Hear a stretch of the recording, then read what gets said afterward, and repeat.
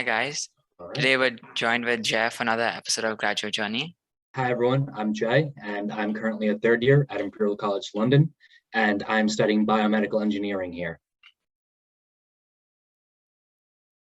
I'd just like to start off by asking you where all you applied to.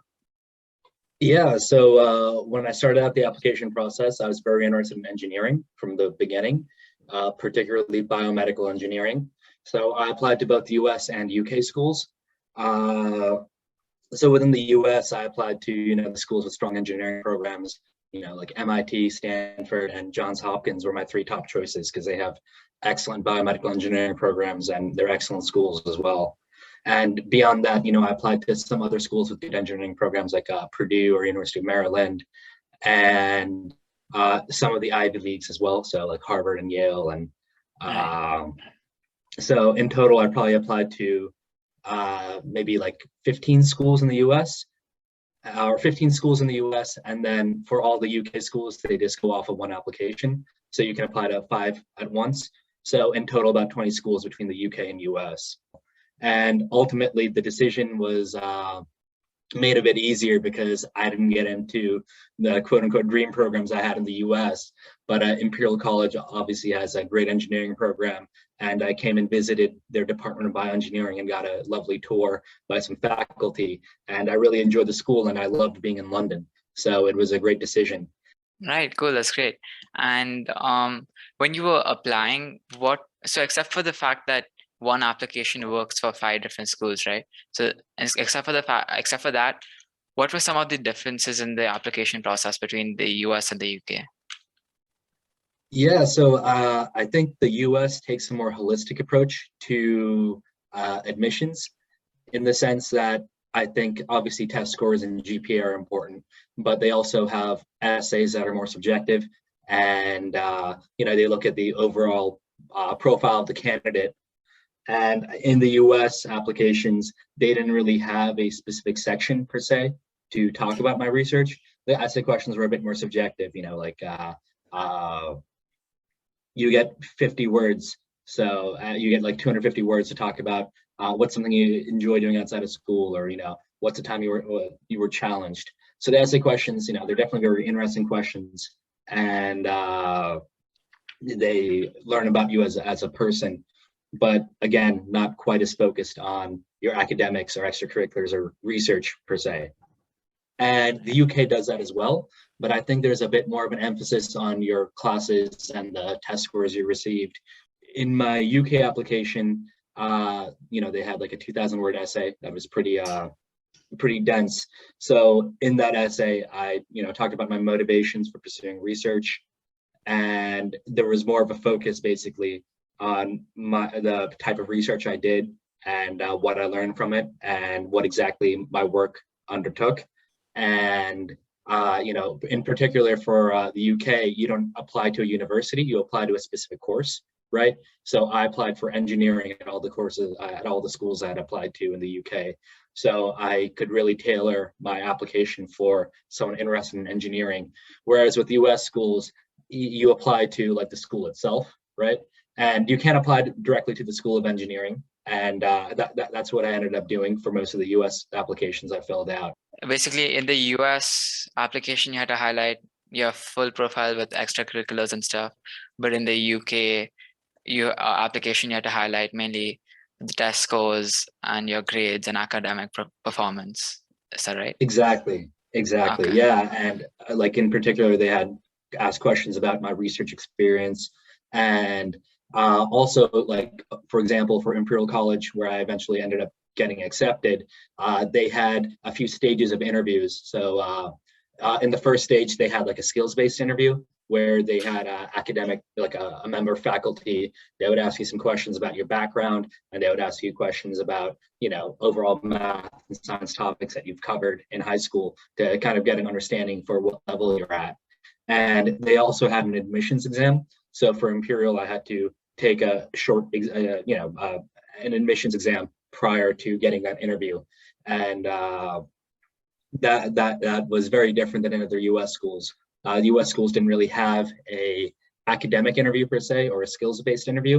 The interviews were more, again, holistic. They're just asking about you, your interests, how you spend your time outside of school, but, again, a more holistic and wide interview as opposed to directly focusing on your academics. Got it. Great. And so what do you plan to do in the future? So do you have any career prospects or like goals in the future? Or are you going to work in the US or UK? Or have you decided anything like that? Yeah, well, I hope I have career prospects, fingers crossed. But I think that's still a decision I'm making right now. But I think I kind of see my bifurcating in two paths. So one path I'm looking at right now is I'm very interested in research, and something I've done in high school and as well in my undergrad. I actually recently got published, my first publication in a scientific journal, so that was a big accomplishment for me. And I think building on that, I would like to apply for grad schools and possibly pursue a PhD. And whether that's in the UK or US, again, I haven't made up my mind, but that's kind of one path I'm looking at. And the other path I'm looking at is applying to biotech companies or startups within the biotech field, because eventually that's where I see myself, working in biotech and pursuing research in that field. So I think really it'll be contingent upon which opportunity I find best once I graduate. And I guess I'm still figuring things out. And insofar as UK versus US goes, I love being in the UK and it's been an amazing experience. But I think eventually I do see myself returning to the US. Right. Okay, great.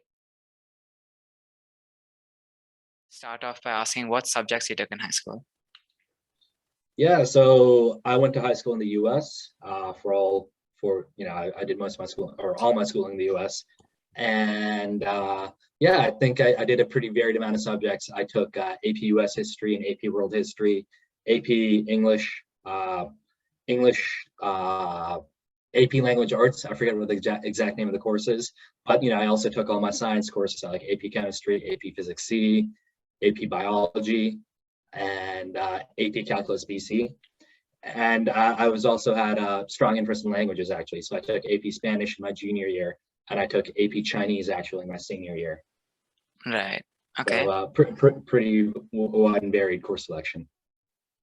Yep. And may I ask how much you got in each of in the AP classes? Yeah, so Calc BC, chemistry, and biology were all 5s. AP Physics C Mechanics, also a 5. Unfortunately, I got a 4 on the Physics C Electricity and Magnetism. It was my strongest suit back in high school. But and then 5 on AP Spanish. I was very proud of that. And 5s on AP English and AP World History. And then unfortunately a 5 on AP US History. So I've got to brush up on that. And AP Chinese was very tough. Chinese is a very tough language. So I think I got like a 3 eventually. Right, but there's still so many 5s. Congrats. Yeah. Yeah, and then were there any other courses that you took for extra credit? Did you take any honors classes or anything like that? Yeah. So I think freshman and sophomore year, there aren't that many AP course offerings. So like freshman year, I took honors biology and honors pre-calculus and honors algebra 2. And then once I proceeded through freshman and sophomore year, then I started taking the AP equivalents in my junior and senior year. And because I took 2 languages throughout high school, I had to do a bit of an accelerated path. So normally people will take AP Physics 1 and then go into AP Physics C. I skipped AP Physics 1 and went directly to Physics C. And normally people will take honors chemistry and then go to AP Chemistry. I skipped honors chemistry and went straight to AP Chemistry. So that was mainly because I took both Spanish and Chinese in high school. And, looking back, it was a great experience, but it also made my high school experience quite tough in the sense of, that it was a huge course load I had taken on. Right. How do you think being a multilingual student impacted your application for both US and UK? I mean, in the UK, I don't think they have too much of an emphasis on your ability to speak other languages. But I think in the US, it was something, nice to have. Again, it's a black box, basically, who gets in and who doesn't get in. So I can't really point to one specific thing and say, oh, that's the reason I did or did not get in. I'm sure it helps, but if you have to, sleep 2 hours a night because you have to take an AP Spanish and AP Chinese course, then I wouldn't recommend it. And I think looking back in high school, I definitely enjoyed taking both those languages. Uh, but one thing I had to do to balance that out was take a very accelerated science and math courses. So maybe in hindsight, it would have been a little bit better for me to drop the course load a little bit one way or another, maybe pick things, uh, a different way. And then, so apart from all your APs and honors and other classes like that, what extracurriculars did you do in your high school? Because you had to highlight extracurriculars in your US application, right? So for your US Exactly. application, what extracurriculars did you do? Yeah, so I was always very interested in debate. I like to think of myself as a pretty eloquent and well-spoken guy. So I did debate for all 4 years in high school, and I was the captain of my team in senior year. I always liked math, and I competed in the American math competition. And I was on my high school's math team and went to math team meets throughout high school. I was captain in senior year, and I also played soccer and squash, and I was on varsity squash in my junior and senior years. And yeah, beyond that, I did some volunteer work. So in middle school, actually, I was part of a kind of it was called the Fairfield Enrichment Club. So it was for very passionate students in middle school who wanted to pursue math and science competitions. You would essentially go to classes that were student run. So high school or college students would be teaching middle schoolers math concepts to prepare them for math competitions in middle school. So I was a student there in middle school, and once I was in high school, I was offered the opportunity to actually teach. So it kind of went full circle. I was taught by these high Right. school students, and once I became a high schooler, I started teaching middle school students myself. So that was my brunt of my volunteer work. And in my summers, I did a few internships. So in my sophomore summer, actually, I interned at the Multiple Myeloma Research Foundation, which is a cancer research organization based nearby. So my work there was more like data analysis and keeping track of the clinical trials they were running. Then in my junior year, I was accepted into Yale's Discovery to Cure program, which is a selective program for high school summer research they run. And I live in Connecticut, so New Haven wasn't too far, so I was able to commute there for during the summer to work. And then in my senior year, I returned there for my senior internship. And that was a very rewarding experience. And I made a great relationship with the professor I worked there, Dr. Braddock, because now actually in college, during COVID, I opted to take a gap year. So I was able to return to his lab during my gap year, and I took an independent project, and that's how I've received this publication. I just wanted to ask how you balance your time with the heavy course load and all these other extracurriculars you were doing and volunteer work and things like that. Yeah, well, I think something that really helped me in high school was having a good routine in the sense that, I knew exactly when my classes would begin and finish. I knew what days, I would have math team practice or debate team practice and when the tournaments were. So I think having a good schedule and, picking things you're really interested in. I really enjoyed math team, and, the friends I made in math team, when I go back to my hometown for breaks and stuff, I still hang out with them and meet up with them. Right. I'm still in close touch with them. Same for the debate team, and, the friends I made through my volunteer work and my research experience. So I think really, if you're passionate about something and you pursue it well, you can find time to do everything. And, obviously, when especially like junior year or senior year, when there are a ton of exams and AP tests and you have to prepare for everything, it becomes tough to balance everything. I think that's when you kind of have to prioritize and pick the things that really matter to you. And that might mean, dropping one or two things. So, there would be like a season where for soccer, maybe I wasn't, playing in spring soccer. I wasn't playing, going to all the tournaments for squash. And yeah, it's not ideal, but, sometimes you have to pick and choose what you can actually do and what you can't. Right. And so how did you avoid getting burnt out during all this? Because that's a lot of students, they put themselves under a lot of coursework and take up a lot of things, and then they end up getting burnt out at the end. So then how did you avoid getting burnt out? Well, the straightforward answer would be I experienced the burnout once I got into college. But yeah, I mean, I think in high school I was very focused. I wanted to get into a good university, And eventually the decision came down to I got into Vanderbilt University in the U.S. and UC San Diego, and I had Imperial across the ocean, in England. And I think I was very motivated to get into a good college, and that kept me going for the most part. And I think another big part of that was I did enjoy everything I was doing. I made some really good friends in all my classes, and I think particularly in junior year, there's almost some camaraderie in how much work everyone is doing. Right, everyone is. In my friends group, everyone was really striving to go to a great college and work really hard in school to maximize the chances of that happening. So I think surrounding yourself with people with a similar mindset who are all working towards the same thing helped me. Sometimes I understand it can be a bit competitive, but I'm very lucky that my friends were very supportive throughout high school, and we would all help each other with our homeworks and helped each other with preparing for exams. And I think at the end of the day, I was very motivated to get to build the best possible application I could, and I did everything I could to make sure that happened. Right. So one of the final questions for this section would be your standardized tests. So did you take the SAT or the ACT, and how much did you score in them? Yep. So I took the SAT and I got a 1570 out of 1600 on there. It was out of 1600 at the time when I took it. And prior to that, I took the PSAT and I was a National Merit Commended student. Right. So that was a scholarship, right? No, unfortunately, it's one step below. Oh, okay. Okay. Well, still 1570 on 1600. That's phenomenal. And did you receive any prizes or awards in school? Oh, yes. So my school, they had like an award ceremony at the end of every year.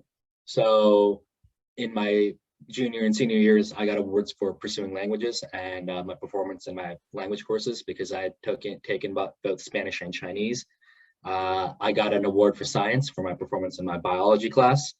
And in my senior year, I was high scorer on the American math competition for my school. So I received an award for that. And off the top of my head, those are the three main ones I can remember. Right. And for AMC, did you qualify for the AIME? Yeah, so in my senior year, I did, yes. Got it. I didn't do anything after that, but yeah. No, even qualifying is hard enough. But right. And so one final question. So first, is there any advice you have for profile building for like US universities? Yeah, so I think if you're interested in applying to a US school, you have to build a well-rounded application with extracurriculars and academics and whatever you're interested in. And I think at the end of the day, you have to pursue things you really care about and you're interested in, right? It's like with debate team, me and my debate partner in high school, we qualified for the state tournament. And I was captain my senior year for math team. When I was captain, our team qualified for the regional math competition, right? So, and I was captain of my senior year. So I think you have to pick things you're interested in, and if you're interested in them, you'll perform better at them, and you'll be more, dedicated towards them. I wouldn't recommend just picking a bunch of things just because they look good on your application. I know that can definitely seem like the right way to go about things, but I think if you don't do well in them, or if it's clear that you're only here for, basically to tick a box, it doesn't translate well into how your application comes across, right? So I would really recommend picking things you're legitimately interested in and making the most of them. And the second thing is, I think a lot of people stress out in high school. I know I was about getting into a good college. And it's easy for me to say on the other end of the process, but it will always work out in the end. And even if you don't get into the dream school you wanted to get into in high school, that you can perform well in college and do well in college and get into the dream career you want to. Right? Life is if you're going to be about 80 to 100 years, at age 20, you're only in the first quarter right now.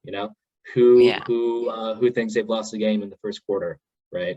You have to stay at it and keep finding things you're interested in and put effort in them and have a routine and stay disciplined and keep performing, way beyond high school and into college. And one thing I realized was in high school, I was very motivated to get into college.